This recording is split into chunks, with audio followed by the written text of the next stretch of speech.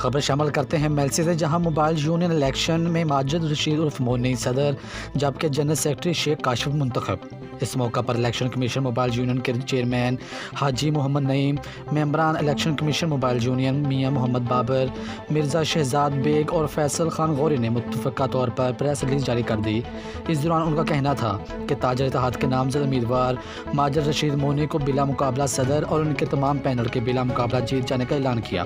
اس موقع پر mobile union کے ممبران اور دیگر تاجر تنظیموں نے ماجد رشید عرف مونی اور ان کے تمام عہدیداران کو بلا مقابلہ جیت جانے پر مبارکباد پیش کی۔ میلسی پریس کلب کے سینئر صحافیوں میاں عزیز الرحمان، شاہد پردیسی، میاں ندیم ممتاز، محمد وسیم شبیر، صادق علی مرزا، مہر راشد منظور نے بھی کامیاب ہونے والے پینل کو مبارکباد پیش کی اور پھولوں کے ہار بھی پہنائے، جبکہ جیت کی خوشی میں ہواریوں نے ڈھول کی تھاپ پر بھنگڑے بھی ڈالے۔ مزید خبروں